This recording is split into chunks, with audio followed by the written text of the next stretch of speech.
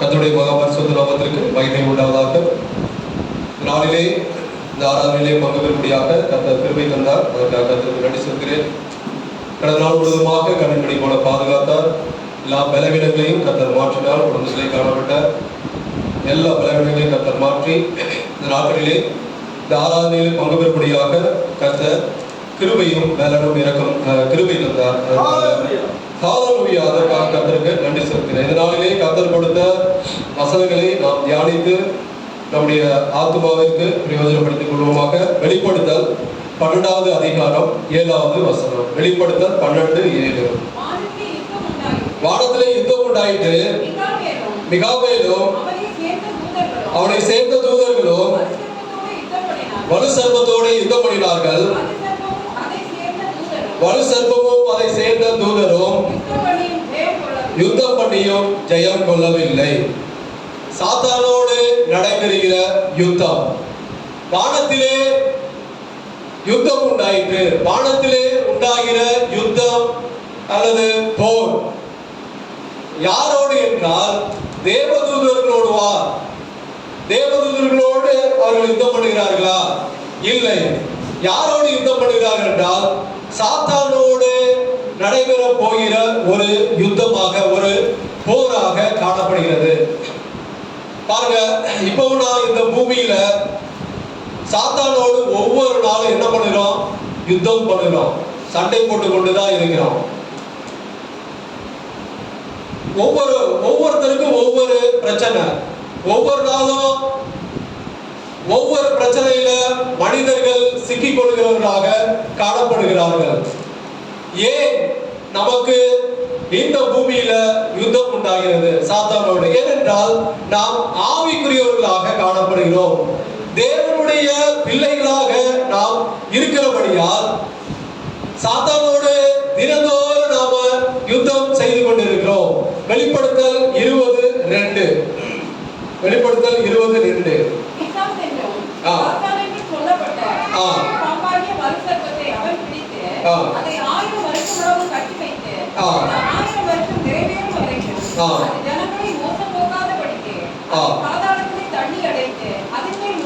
பாருங்க, அதன் மேல் முத்திரை போட்டான். பாருங்க, அவனை மிகாவேலும் அவனை சேர்ந்த தூதர்களும் யுத்தம் பண்ணினார்கள்.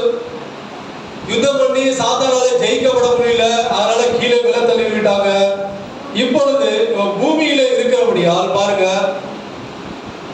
அவனை மனிதர்கள், அதாவது மனிதர்களோடு அவன் தினந்தோறும் யுத்தம் செய்கிறான்.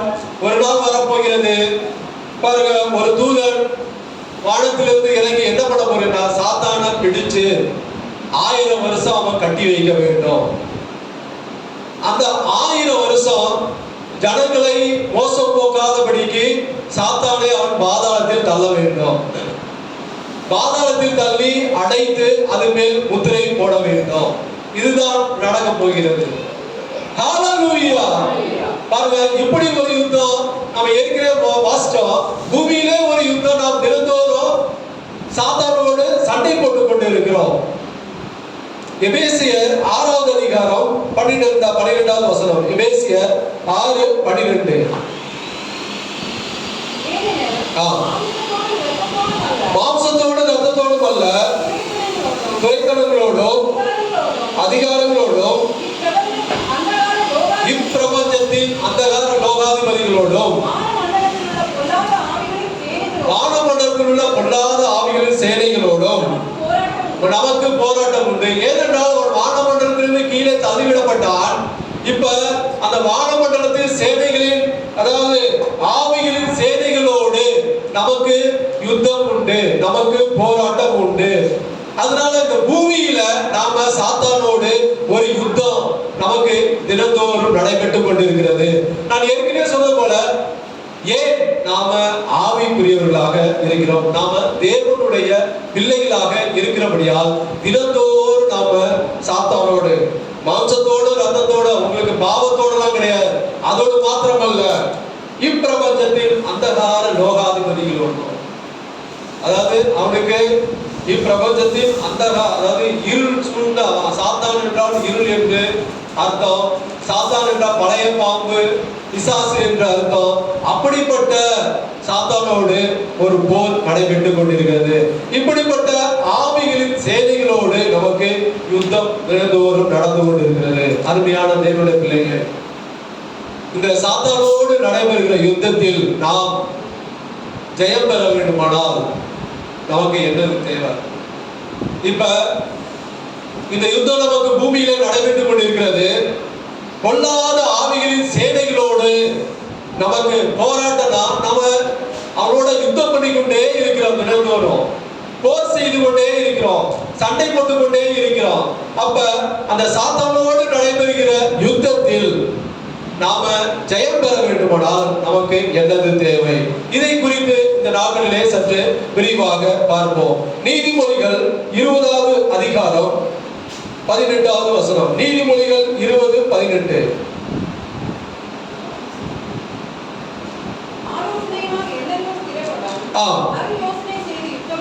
நல் யோசனை செய்து யுத்தம் பண்ணு, ஆலோசனையினால் எண்ணங்கள் சிறப்படும். அப்ப நல் யோசனை செய்து யுத்தம் பண்ணணும். நாம இந்த சாத்தானோடு நடைபெறுகிற யுத்தத்தில் நாம் ஜெயம் பெற வேண்டுமானால் முதலாவது ஆயத்தம் தேவை. முதலாவது நமக்கு என்ன தேவை என்றால் ஆயத்தம் தேவை. முதலாவது தன்னைத்தானே நாம பரிசோதனை செய்துவன் பரிசோதனை, அதாவது பரிசோதித்து அறிய வேண்டும். நான் யார்? என்னால சாத்தானோடு யுத்தம் பண்ண முடியுமா? அப்படியே யுத்தம் பண்ணினாலும் நான் ஜெயம் பெற முடியுமா? அப்ப ஆயத்தம் நமக்கு எல்லாருக்கும் ஆயத்தம் தேவை. இந்த நாட்கள்ல எல்லாரும் என்ன பண்ணுகிறார் என்றால் ஆயத்தம் இல்லாதபடினால் அவர்கள் போய் என்ன பண்றாங்க? யுத்தம் பண்ணுறாங்க. யுத்தம் பண்ணும்போது அவர்களால ஜெயம் பெற முடியவில்லை. நீங்க சாதாரண மனிதர்களோடு நீங்க யுத்தம் சண்டை போட்டு ஜெயிச்சிடலாம். ஆனால் நீங்க சாத்தானோடு யுத்தம் பண்ணுகிறபடியால் நமக்கு முதலாவது ஆயத்தம் தேவை. தன்னைத்தான் பரிசோதித்து அறிய வேண்டும். லூக்கா 14:31. லூக்கா 14:31.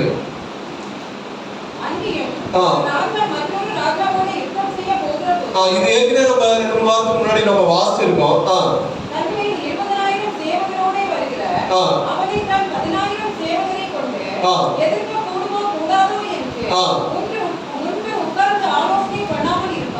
பாருங்க, ஒரு ராஜா மற்றொரு ராஜாவோட நாம இப்ப ராஜாவின் புத்திரர்களாக இருக்கிறோம். இன்னொரு ராஜா அவன் அதிபதியாக இருக்கிறான். அவனோடு நாம யுத்தம் பண்ண வேண்டும் என்றால் என்ன பண்ணணும்? முதலாவது ஆலோசனை, அதாவது ஆயத்தம் தேவை. அடுத்து ஆலோசனை. இப்ப சாத்தானோடு பாருங்க, நம்மை விட பலசாலிகளாக அவன் காணப்படுகிறான். நாம பலசாலியோட நாம யுத்தம் செய்யறோம். ஆகவே நாம் எப்படிப்பட்ட ஆயத்தமாக இருக்க வேண்டும்? தாவீது ஒரு சின்ன பையன் தான், ஒரு வாலிப பையன். கோலியாத் பெரிய ஒரு ராட்சசன். அந்த கோலியாத்தோடு செய்த யுத்தத்துல தாவீது எப்படி இருந்தால் ஆயத்தத்தோடு சென்றான். அவனும் ஆயத்தம் இல்லாமல செய்யல, போகல, போய் சண்டை போடல, போய் யுத்தம் பண்ணல.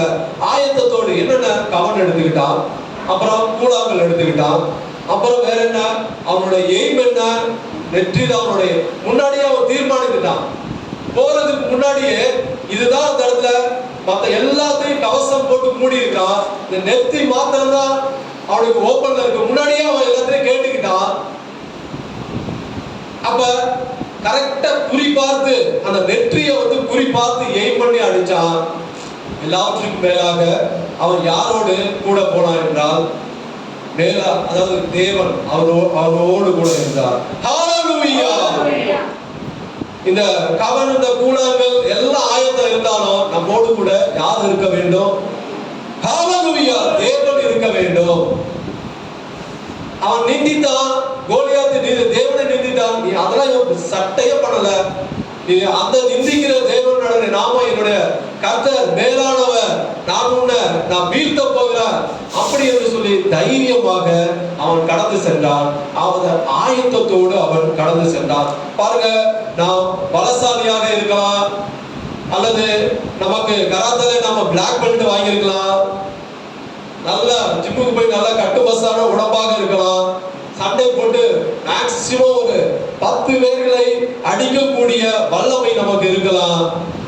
ஆனால் இப்படிப்பட்ட ஆயத்தங்கள் இருந்தாலும் தேவன் என்னன்னா, தேவன் நம்மோடு கூட அதாவது வைத்துக் கொள்கிற ஆயத்தம், அதாவது தேவன் நம்மோடு கூட ஆயத்தமாக நாம வர வேண்டும். அப்படி தேவன் நம்மோடு கூட வருவதற்கு அவர் ஆயத்தம் இல்லை என்றால் நாம என்ன பண்ணோம், வெற்றி பெற முடியாது. அருமையான தேவனுடைய பிள்ளைகளே, இந்த சாத்தானோடு நடைபெறுகிற யுத்தத்தில் நாம் ஜெயம் பெற வேண்டும் என்றால் முதலாவது நமக்கு ஆயத்தம் தேவை. தன்னை தானே பரிசோதித்து அறிய வேண்டும். நாம் எந்த நிலையில இருக்கிறோம்? இப்ப நம்ம யாராவது இப்ப திடீர்னு சாத்தான் வந்துட்டான்னு வச்சுக்கோங்க, நம்ம ஆயத்தமாக இருக்கோம்னா எதை பத்தி கவலைப்பட மாட்டோம். நம்மோடு யார் இருக்கிறார்? தேவன் இருக்கிறார். ஹல்லேலூயா. அருமையான தேவனுடைய பிள்ளைகள், இங்க நம்ம ஸ்ட்ரீட்ல சண்டை போட்டு ஜெயிக்கலாம், ஒருத்தருக்கு ஒருத்தர் சண்டை போட்டு எப்படி வேணா பண்ணலாம். ஆனால் சாத்தானோடு நாம யுத்தம் பண்ணுகிறபடியாக ஆயத்தத்தோடு கடந்து செல்ல வேண்டும். ஆகவே தேவனுடைய பிள்ளைகளே, நமக்கு ஆயத்தம் இந்த நாட்களிலே தேவையாக இருக்கிறது. இரண்டாவது காரியம் 2 கொரிந்தியர் 10:4. 2 கொரிந்தியர் 10:4. 2 கொரிந்தியர் 10:4 படிக்கலாம். எங்களுடைய போராயுதங்கள் மாம்சத்துக்கு ஏற்றவைகளாயிராமல், எங்களுடைய போராயுதங்கள் மாம்சத்துக்கு ஏற்றவைகளாயிராமல் அரண்களை நிர்மூலமாக்குறதற்கு தேவ பலமுள்ளவைகளாக இருக்கிறது. எங்களுடைய போராயுதங்கள் மாம்சத்துக்கு ஏற்றவைகளாய் இராமல். பாருங்க, இரண்டாவது காரியம் நமக்கு நம்முடைய அதாவது சாத்தானோடு நடைபெறுகிற யுத்தத்தில் நாம் ஜெயம் பெற வேண்டும் என்றால் இரண்டாவது காரியம் விசுவாசம் நமக்கு தேவை. எப்படிப்பட்டதான விசுவாசம் என்றால், அரண்களை அதாவது சாத்தான் உண்டு பண்ணி வைத்திருக்கிற பெரிய தடைகளை, அந்த அரண்களை நிர்மூலமாக்கக்கூடிய அல்லது தகர்க்கக்கூடிய தேவ பலன் நம்மிடத்தில் இருக்கிறது என்று நாம் விசுவாசிக்க வேண்டும். நமக்கு முதலாவது அந்த விசுவாசம் தேவை. அப்பொழுது நாம் என்ன செய்ய முடியும் என்றால், அந்த சாத்தான் உண்டு பண்ணி வைத்திருக்கிற தடைகளை தகர்க்க முடியும். ஹல்லேலூயா. அப்ப இரண்டாவது விசுவாசம்.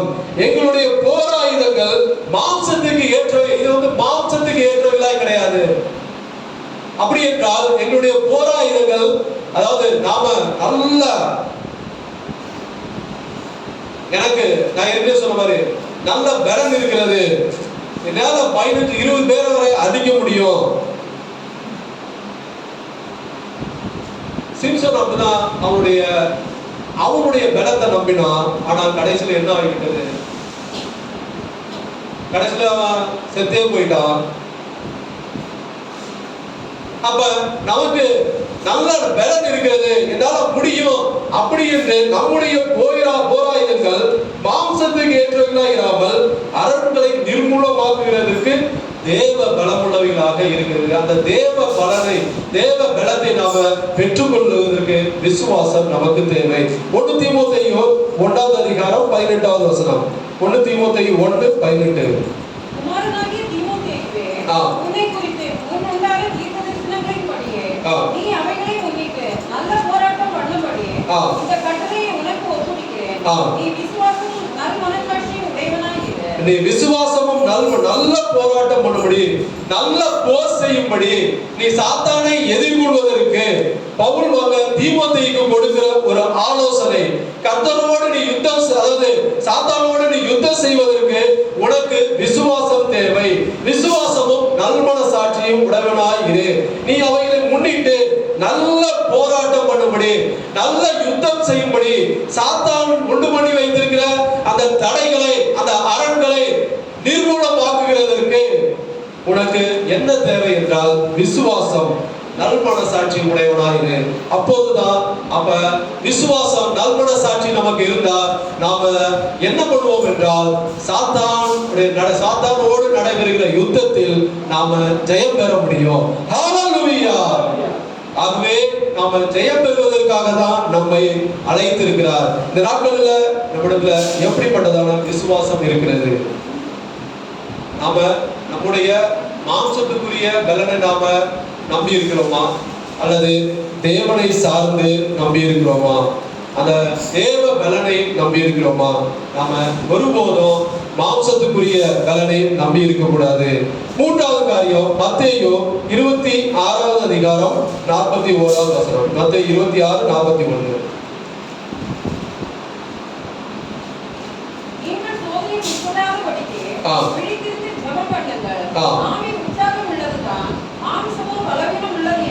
மூன்றாவது காரியம் பாருங்க, அசதியாயிராமல் விழித்து கொண்டிருக்க வேண்டும்.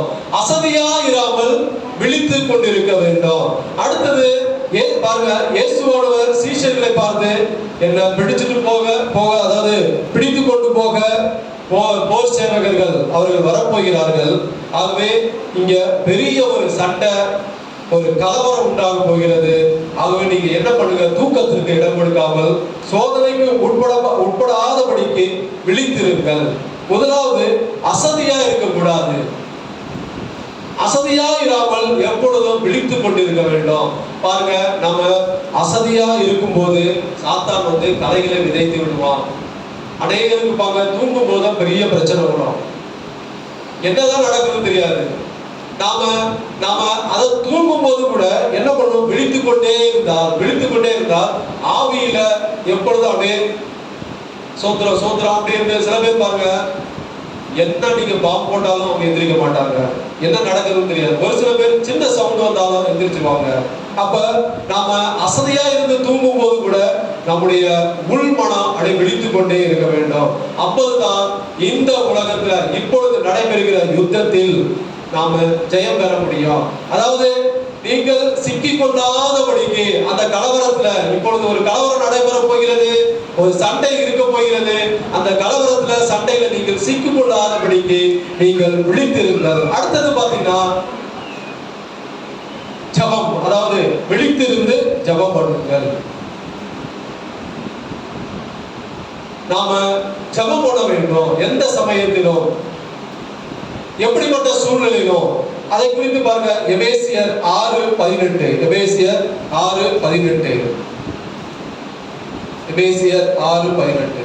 எந்த சமயத்திலும் சகலவிதமான வேண்டுதலோடும் விண்ணப்பத்தோடும் ஆவியினாலே ஜெபம் பண்ணி அதன் பொருட்டு மிகுந்த மன உறுதியோடும் சகல பரிசுத்தவான்களுக்காகவும் பண்ணும் வேண்டுதலோடும் விழித்துக் கொண்டிருங்கள். எந்த சமயத்திலும் பாருங்க, எப்படிப்பட்ட சூழ்நிலையிலும் நாம விழித்துக் கொண்டிருக்க வேண்டும்.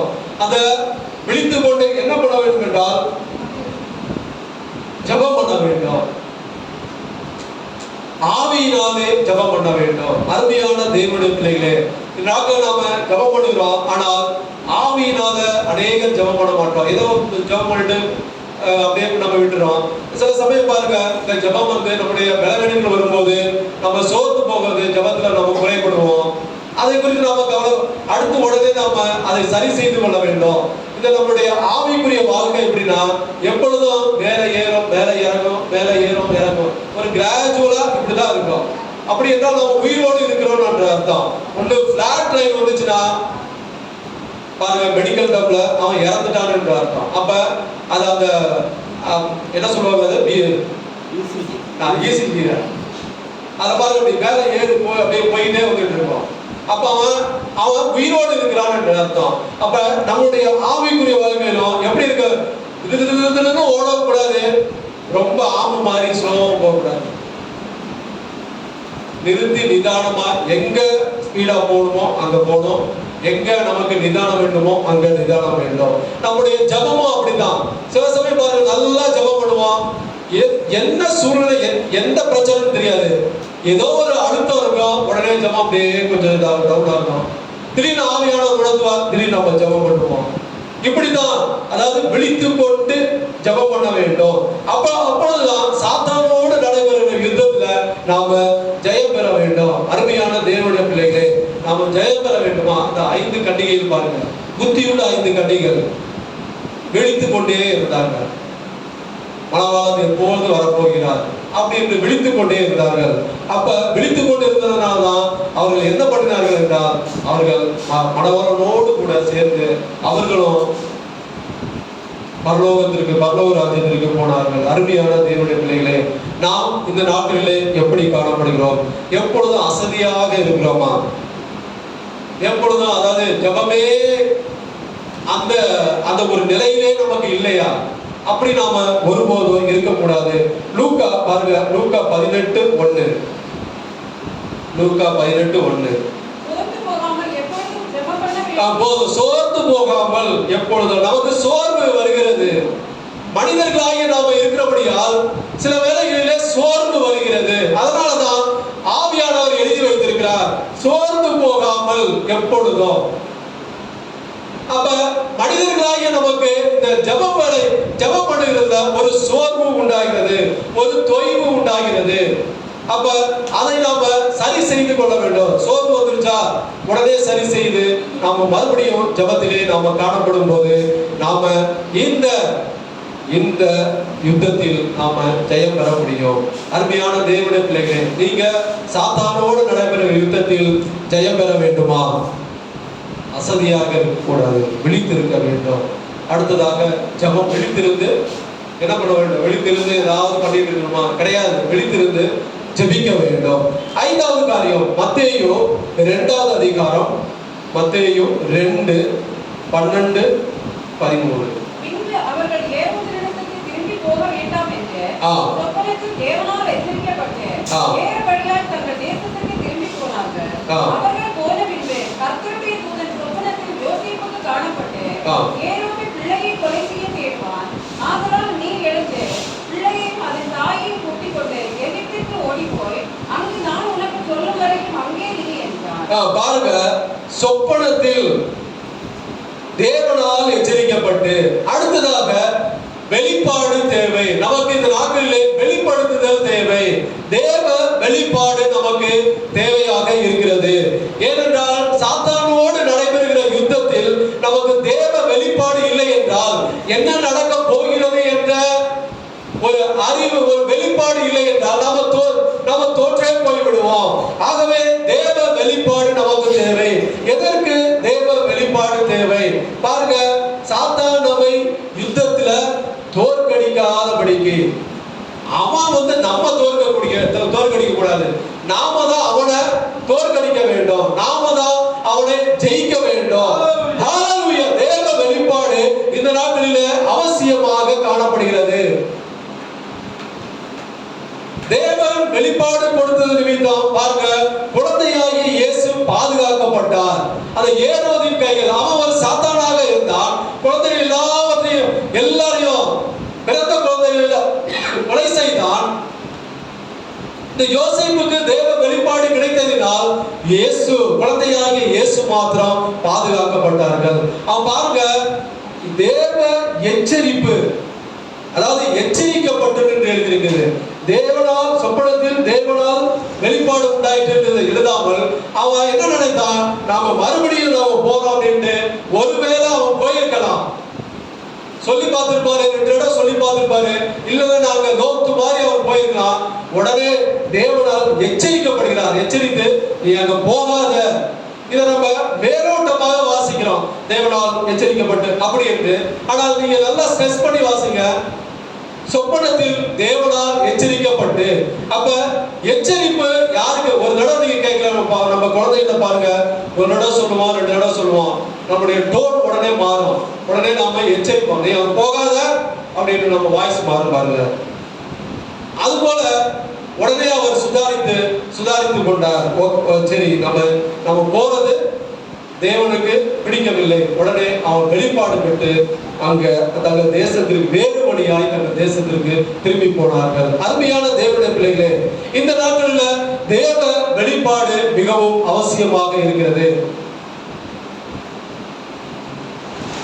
இந்த நாட்களில் நமக்கு தேவை தேவனுடைய எச்சரிப்பு. ஏன்னா 100ல நாம 99 பேர் என்ன பண்றோம்? நம்ம சொல்லுறார், இறைவன் சொல்லுகிறார், நம்ம கேட்க மாட்டேங்கிறோம். 2 தடவை சொல்லுகிறார், 3 தடவை சொல்லுகிறார். உடனே அந்த தேவ எச்சரிக்கை வந்தோடனே நாம சில வேளை என்னடா அப்படின்னு சொல்லிட்டு உடனே நாம என்ன பண்ணுகிறோம் என்றால் பழையபடி நம்முடைய பழைய வாழ்க்கைக்கு, பாவ வாழ்க்கைக்கு நாம கடந்து செல்கிறோம். அருமையான தேவனுடைய பிள்ளைகளே, வெளிப்பாடு மாத்திரம் இல்ல, தேவனுடைய எச்சரிப்பு எப்பொழுது நம்முடைய வாழ்க்கையில அது வரும். தேவனுடைய எச்சரிப்பு, நாம பாவம் செய்யும் போது தேவனுடைய பாதையை விட்டு சாத்தான் தெரிந்து கொண்ட பாதையை நாம அந்த பாதையில போகும்போது உடனே தேவனுடைய எச்சரிப்பு உண்டாகும். ஏன் தேவ எச்சரிப்பு வெளிப்பாடு தேவை? யோபு 13 பாருங்க, யோபு 13:16-18. ஏன் தேவ எச்சரிப்பு, தேவ வெளிப்பாடு நமக்கு தேவை? யோபு 33:16-18. இல்ல யோபு 33:16-18.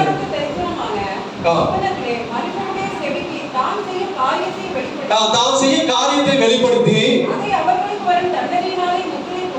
அவர்களுக்கு வரும் தண்டனையாலே முத்திரை போட்டு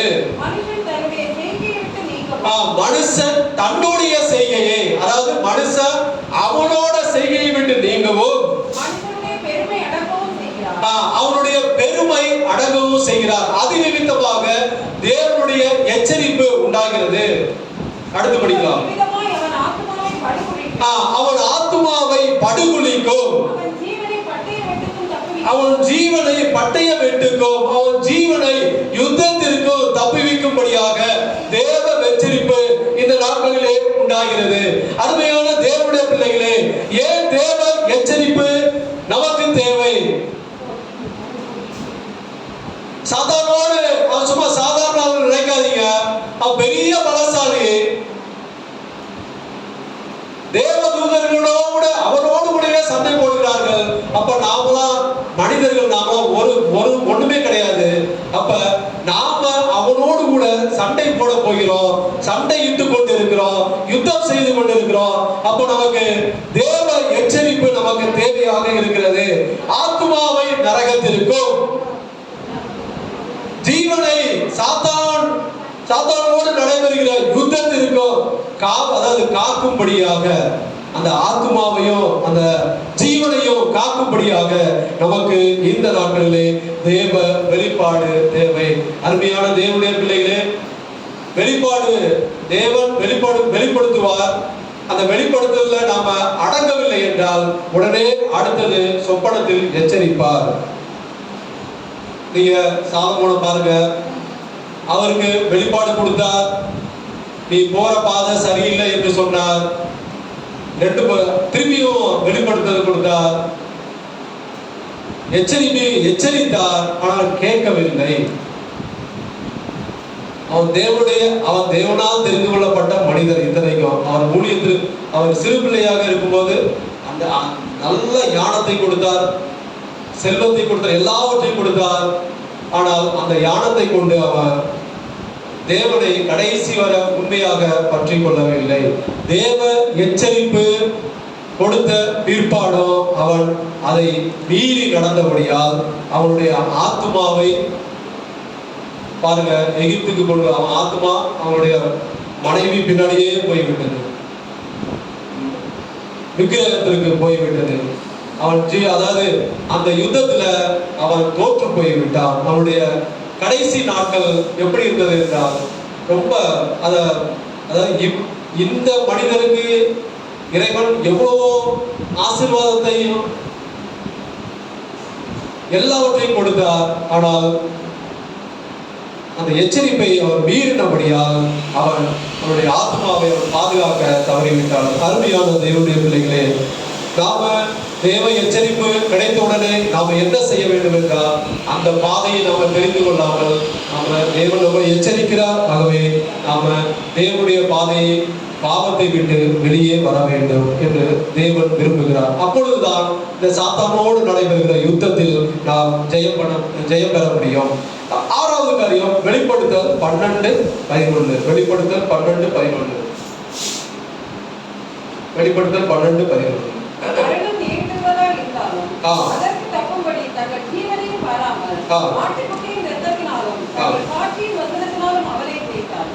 ஆட்டுக்குட்டியின் ரத்தத்தினாலும் தங்கள் சாட்சியின் வசனத்தினாலும் அவனை ஜெயித்தார்கள். பாருங்க, அடுத்ததாக பாருங்க, இயேசுவை குறித்து சாட்சி கொடுத்தல். சாத்தானோடு நடைபெறுகிற யுத்தத்தில் நாம் ஜெயம் பெற வேண்டும் என்றால் ஆறாவது காரியம், இயேசுவை குறித்து சாட்சி கொடுக்க வேண்டும். பாருங்க, சாத்தானோடு நடைபெற யுத்தத்துல மரணம் வருவதாக இருந்தாலும், மரணம் நேரிடுகிறதாய் இருந்தாலும் அதற்கு தப்பும்படி இயேசுவை குறித்து சாட்சி சொல்லும் போது அந்த யுத்தத்தில் நமக்கு ஜெயம் உண்டாகும். அருமையான தேவனுடைய பிள்ளைகளே, பாருங்க, நம்ம எல்லாருக்கும் நமக்கு தெரியும், சீஷர்கள் அவர்களுக்கு தெரியும் இயேசுனுடைய பாதையிலிருந்து மரணம் வரப்போகிறது என்று அவர்களுக்கு தெரியும். மரணம் வருவதாக இருந்தாலும் அவர்கள் இயேசுவை குறித்து என்ன சொன்னார்கள்? சாட்சி கொடுத்து கொண்டே இருந்தார்கள். ஹalleluya! அவர்கள் இயேசுவை குறித்து சாட்சி கொடுப்பதை நிப்பாட்டவே இல்லை. கடந்து சென்ற இடங்கள் எல்லா இடங்களிலும் தைரியமாக கூறினார்கள். இந்த நாட்களில் இயேசுவை குறித்து நாம சாட்சி கொடுக்கும் போது தைரியம் இருக்க வேண்டும். நமக்கு மரணம் நேரிடுதா இருந்தாலும் அதற்கு ஒருவேளை தப்பு செய்ய, அதாவது அதை தப்பு வைக்கும்படியாக சாட்சியின் வசனத்தினாலும் அவனை ஜெயித்தார்கள். நம்ம சாத்தானை ஜெயிக்க வேண்டும் என்றால் இயேசுவை குறித்து சாட்சி கொடுக்க வேண்டும். பாருங்க, இதற்கு என்ன அர்த்தம்? நம்முடைய ஜீவனை நாம பெரிதாக எண்ணாமல், ஜீவன் போனாலும், லூக்கா 14:26, லூக்கா 14:26, லூக்கா 14:26. யாவரும் எழுதத்து வந்து தன் தகப்பனையும் தாயையும் மனைவியையும் பிள்ளைகளையும் சகோதரரையும் சகோதரிகளையும் தன் ஜீவனையும் வெறுக்காவிட்டால் நாம் நம்முடைய ஜீவனை வெறுக்க வேண்டும். அதாவது யாருக்காக என்றால் இயேசுவை குறித்து சொல்லுகிற, அதாவது அவரை குறித்து சாட்சி சொல்லும் போது நமக்கு எவ்வளவோ பிரச்சனைகள் வரும், ஒருவேளை மரணம் கூட வரும். அந்த ஜீவனை நாம வெறுக்க வேண்டும். நம்முடைய ஜீவனை நாம பெரிதாக எண்ணாமல், ஜீவன் போனாலும் பரவாயில்லை, என்னுடைய உயிர் போனாலும் பரவாயில்லை என்று வெறுக்கிறவர்கள் அவர்கள் தான் இந்த யுத்தத்தில் ஜெயம் பெற முடியும். ஹalleluya! இந்த யுத்தத்தில், சாத்தானோடு நடைபெறுகிற யுத்தத்தில் யார் ஜெயம் பெற முடியும்? நம்முடைய ஜீவனை வெறுக்க வேண்டும். இந்த ஜீவன் போனாலும் பரவாயில்லை, நான் இயேசுவுக்காக, இயேசுவை குறித்து சாட்சி கொடுத்து கொண்டே இருப்பேன். அவரே கடவுள். ஹalleluya! அருமையான தேவனுடைய பிள்ளைகளே, அதற்கு நாம செய்ய வேண்டியது நம்முடைய ஜீவனை வெறுக்க வேண்டும். மரணம் நேரிடுகிறதா இருந்தாலும் நம்முடைய ஜீவனை நாம பாதுகாத்தா நமக்கு ஒரு பிரயோஜனம் இல்லை. இயேசுவை குறித்து சாட்சி, அதாவது கொடுத்து கொண்டே இருக்க வேண்டும். அதை குறித்து நாம பயப்படக்கூடாது. தன்னுடைய உயிரை, தன்னுடைய ஜீவனை வெறுக்கிறவர்கள் இந்த யுத்தத்தில் ஜெயம் பெற முடியும். ஹalleluya! கடைசியாக தானியேல் 10வது அதிகாரம் 13, 20, அப்புறம் 21. தானியேல் 10, தானியேல் 10 13வது வசனம். ராஜ்யத்தின் அதிபதி 21 நாள் மட்டும் என்னோட எதிர்த்து நின்றான். ஆனால் பிரதான அதிபதிகளில் ஒருவராகிய மிகாவேல் எனக்கு உதவியாக வந்தார். ஆதலால் நான் அங்கே பெர்சியாவின் ராஜாவினிடத்தில் தரித்திருந்தேன். 21. சத்திய எழுத்திலே கண்டிருக்கிறதை நான் உனக்கு தெரிவிப்பேன். உங்கள் அதிபதியாகிய மிகாவேலை தவிர என்னோட கூட அவர்களுக்கு விரோதமாய் பலம் கொள்ளுகிற வேறொருவரும் இல்லை. அதாவது உங்கள் அதிபதியாகிய மிகாவேலை தவிர என்னோடு கூட அவர்களுக்கு விரோதமாய் பலம் கொடுக்கிற வேற ஒருவரும் இல்லை. 12:1, தானியேல் 12:1. உன் ஜனத்தின் புத்திரருக்காக நிற்கிற பெரிய அதிபதியாகிய மிகாவேல் அக்காலத்திலே எழும்புவான்.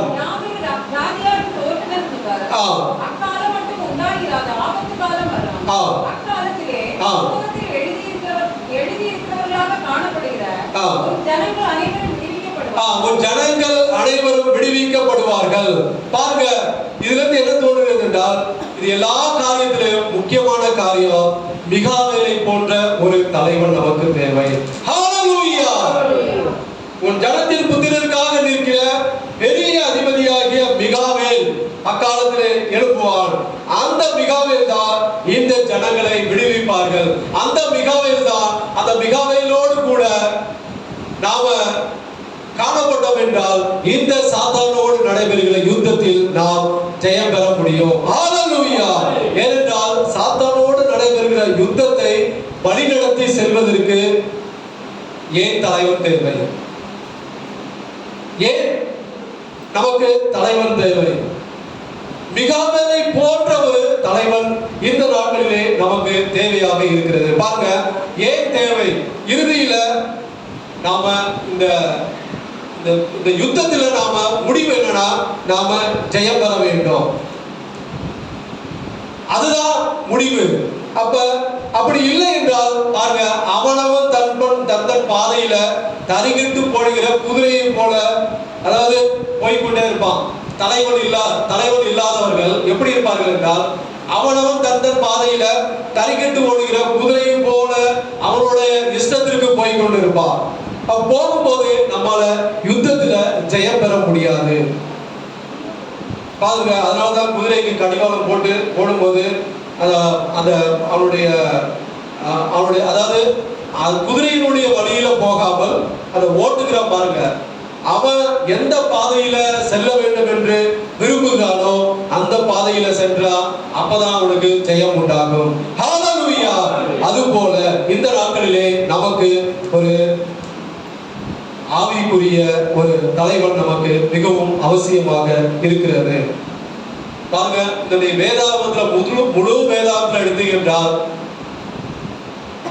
மோசேயை, இஸ்ரவேல் ஜனங்களுக்கு மோசேயை ஏற்படுத்தினார். அப்புறம் யோசுவாவை ஏற்படுத்தினார். ஜனங்களுக்கு ஒரு தலைவனை ஏற்படுத்தினார். அப்பொழுது அதற்கப்புறம் நியாயாதிபதிகளை ஏற்படுத்தினார். அதுக்கப்புறம் ராஜாக்களை ஏற்படுத்தினார். ஜனங்களை தனியா விடல. ஜனங்கள் எப்பொழுது தனியா இருந்தார்களோ அப்பொழுதுதான் அவர்கள் பாவம் செய்தார்கள். அப்ப பாவம் செய்யும் போது ஒரு ரட்சகனை, அவர்களுக்கு ஒரு தலைவனை ஒரு ஏற்படுத்தினார். பாருங்க, அதுக்கப்புறம் இயேசு கிறிஸ்து வந்தார். இயேசு கிறிஸ்து வந்து அவர் போகிற போது, பரலோகத்திற்கு ஏறி போகும்போது அந்த சீஷர்களை, தன்னுடைய ஜனங்களை சும்மா விட்டு போல அவருக்கு ஒரு தலைவரை, பேதுருவை ஏற்படுத்தி விட்டு கடந்து சென்றார். அப்ப இந்த முழு வேதாகமும் ஜனங்களை வழிநடத்தக்கூடிய ஒரு தலைவன், மிகாவேலை போன்ற ஒரு தலைவன் தேவை. ஹalleluya. இந்த யுத்தத்தில், இந்த சாத்தானோடு நடைபெறுகிற யுத்தத்தில் நமக்கு நாம் ஜெயம் பெற வேண்டும் என்றால் நமக்கு தலைவர் கண்டிப்பாக மிகாவேலை போன்ற தலைவர். பாருங்க, இந்த நாட்களில் தலைவர்கள் இருக்கலாம், ஆனால் அவர்கள் ஆவிக்குரியவர்களாக இருக்கிறார்களா? தலைவர்கள் இருக்கலாம், ஆவிக்குரிய ஒவ்வொருவருக்கும் தலைவர்கள் இருக்கலாம், ஆனால் அவர்கள் ஆவிக்குரியவர்களாக இருக்கிறார்களா என்று நாம பார்க்க வேண்டும். அதாவது தங்களுடைய வாழ்க்கையே அதிலே ஜெயமில்லை என்றால் அவர்கள் எப்படி சாத்தானோடு நடைபெறுகிற யுத்தத்துல ஜெயம் பெற முடியும்? அப்புறம் எப்படி நமக்கு ஜெயத்தை வாங்கி கொடுக்க முடியும்? நாம எப்படி அவர்களை ஃபாலோ பண்ண முடியும்? சற்று சிந்திக்க வேண்டும். அவர்கள் எல்லா காரியத்திலையும் ஜெயம் பெற்றார்கள். அப்படி என்றால் நீங்க அவர்களை தலைவர்களாக ஏற்றுக்கொண்டு நீங்கள் கடந்து செல்ல வேண்டும். இந்த நாட்கள் பாருங்க, ஒவ்வொருத்தருக்கும் ஒவ்வொரு தலைவர்கள் ஏற்படுத்திக்குவாங்க. சரிதான், ஆனா நல்லதான். ஆனா அந்த தலைவர்கள் ஆவிக்குரியவர்களாக இருக்கிறார்களா? அவர்களால் சாத்தானோடு ஜெயம், அதாவது தங்களுடைய சொந்த வாழ்க்கையில அவர்கள் ஜெயம் பெற்று இருக்கிறார்களா? அப்படி என்று நாம பார்க்க வேண்டும். அப்பொழுதுதான் சாத்தானோடு நடைபெறுகிற யுத்தத்தில் அவர்களால் ஜெயம் பெற முடியும். நமக்கும் ஜெயத்தை வாங்கி கொடுக்க முடியும். நமக்கு ஜெயம் உண்டாக வேண்டும் என்றால் நமக்கு யாரை போல ஒரு தலைவன் வேண்டும்? அந்த நாட்கள்ல மோசேயை போல ஒரு தலைவன் வேண்டும், யோசுவாவை போல ஒரு தலைவன் வேண்டும், சாமுவேலை போல ஒரு தலைவன் வேண்டும், இயேசுவை போல ஒரு தலைவன் வேண்டும், பவுலை போல ஒரு தலைவன் வேண்டும். ஹalleluya. அப்படிப்பட்டதான ஒரு தலைவரை நீங்கள் விரும்புகிறீர்களா? யாரை போல ஒரு தலைவன் வேண்டாம். இவரை போல எனக்கு வேண்டும் நம்ம நினைக்கிறோம். அப்ப யாரை போல வேண்டாம் என்று நினைக்க வேண்டும்? சவுலை போல நமக்கு ஒரு தலைவன் வேண்டாம். ஆரோனை போல ஒரு தலைவன் வேண்டாம். ஏன்னா அவன் மோசேயானவர் கடந்து சென்ற போது, மலைக்கு கடந்து சென்ற போது அந்த ஆரோன் என்ன பண்ணார்? ஜனங்களை பாவம் செய்வதற்கு வழிவகை செய்து விட்டார். அப்ப அந்த மாதிரி ஒரு தலைவன் வேண்டாம். சிம்சோன் மாதிரி ஒரு தலைவன் தேவையில்லை. தன்னுடைய சொந்த வாழ்க்கையிலே அவன் சரியா இல்லை. சாலமோன் மாதிரி வேண்டாம். அவனுக்கு அறிவு இருந்தது, ஞானம் இருந்தது, எல்லாம் இருந்தது. ஆனால் அவனுடைய சிந்தை எல்லாம் அடுத்த என்ன கல்யாணம் பண்ணும், எந்த மனைவியை வைத்துக்கலாம், இப்படியே தான் அவன் சிந்தை இருந்தது. மனைவி பெருக பெருக பெருக அவனுக்கு பாவம் பெருகிக் கொண்டே இருந்தது. அப்படிப்பட்டதான தலைவன் வேண்டாம். அப்ப மிகாவேலை போன்ற ஒரு தலைவன் இந்த நாட்களிலே நமக்கு தேவை. ஹல்லேலூயா. அவரை மாதிரி ஒரு தலைவன் உங்களுக்கு இருந்தார்கள் என்றால் அந்த யுத்தத்துல நமக்கு அவரும் ஜெயம், அதாவது அவரோடு கூட நாம செல்லும் போது நமக்கும் இந்த நாட்களிலே ஜெயம் உண்டாகும். அருமையான தேவனுடைய பிள்ளைகளே, நீங்கள் இந்த நாட்களில் அப்படிப்பட்டதான ஒரு தலைவன் வேண்டும் என்று நீங்கள் ஜெபம் பண்ணுங்கள். கர்த்தர் கண்டிப்பாக கொடுப்பார். ஹல்லேலூயா. அதாவது நம்முடைய விருப்பத்திற்காக நாம ஜெபம் செய்யக்கூடாது. அப்படிதான் ஜனங்கள் விருப்பத்தை, அவர்களுடைய விருப்பத்தை நிறைவேற்றும்படியாக சவுலை கேட்டார்கள். அது இறைவனுக்கு பிரியமில்லாத இருந்தது. ஆனால் என்ன ஆயிற்று? அப்ப தேவனுடைய விருப்பம் என்ன?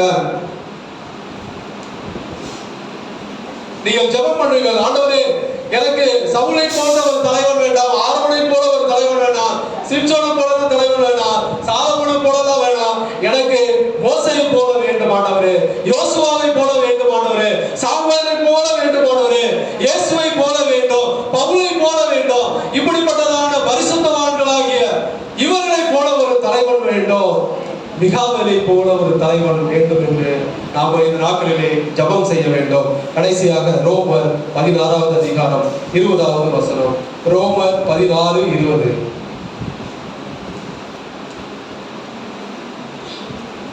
ரோமர் 16:20. 16:20.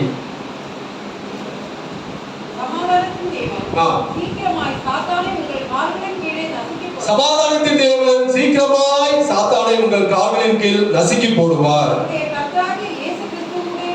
நம்முடைய கர்த்தராகிய இயேசு கிறிஸ்துவினுடைய கிருபை உங்களுடனே கூட இருப்பதாக.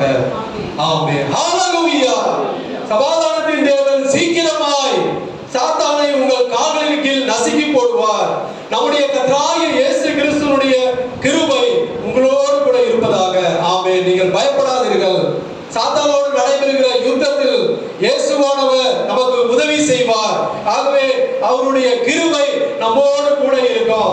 அப்படி இருப்பதனால் சமாதானத்தின் தேவன் சீக்கிரமாய் சாத்தானை நம்முடைய கால்களின் கீழ் நசுக்கி போடுவார்.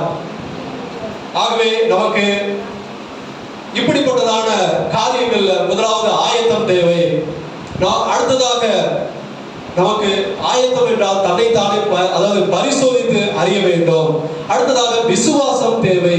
அந்த பெரிய தடைகளை, சாத்தான் உண்டு பண்ணி வைத்திருக்கிற பெரிய தடைகளை, அரண்களை நிர்மூலமாக்குவதற்கு விசுவாசம் தேவை.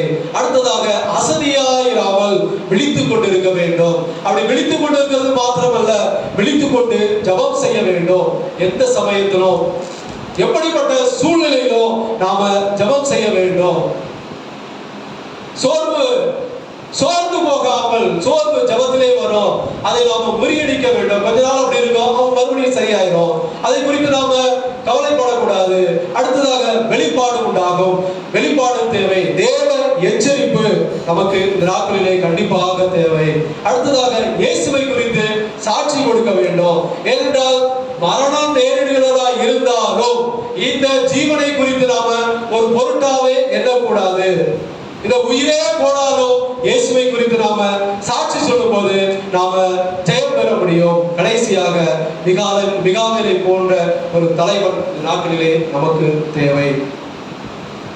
அவர்தான் அந்த யுத்தத்துல, அப்படிப்பட்டதான ஆவிக்குரிய தலைவர் தான் அந்த யுத்தத்தை வழிநடத்தி செல்லும் போது ஜெயம் உண்டாகும். நாம எப்படிப்பட்ட நமக்கு தலைவர்கள் தேவை?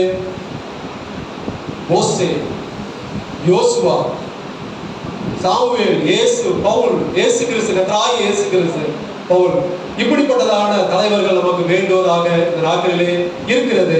அதற்காக நாம் ஜெபம் பண்ணுவோம். ஆண்டவரே, எனக்கு சவுலை போல தலைவர் வேண்டாம் ஆண்டவரே, எனக்கு ஆரோனை போல தலைவர் வேண்டாம் ஆண்டவரே, எனக்கு சிம்சோனை போல வேண்டாம், எனக்கு சாலமோனை போல வேண்டாம், எனக்கு மிகாவேலை போன்ற இந்த யுத்தத்தில் ஜெயம் பெறக்கூடிய, அதாவது ஜெயம் பெற்றுக் கொடுக்கக்கூடிய மிகாவேலை போன்ற ஒரு தலைவன் நமக்கு இந்த நாட்களிலே தேவையாக இருக்கிறது.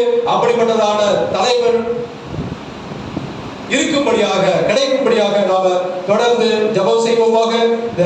நடைபெறுகிற யுத்தத்தில் இயேசு நம்மோடு கூட இருப்பார். கர்த்தராகிய இயேசு கிறிஸ்துவினுடைய கிருபை உங்களோடு கூட இருக்கும், உங்களோடு கூட இருப்பதாக. அதனால நீங்க பயப்படாதீங்க. இந்த யுத்தத்துல நாம ஜெயம் பெற முடியும். இப்படிப்பட்டதான காரியங்கள்ல வளரும் போது, இப்படிப்பட்டதான காரியங்கள்ல நாம இன்னும் அதிகமாக வளரும் போது அவருடைய கிருபை நம்மோடு கூட இருக்கும்.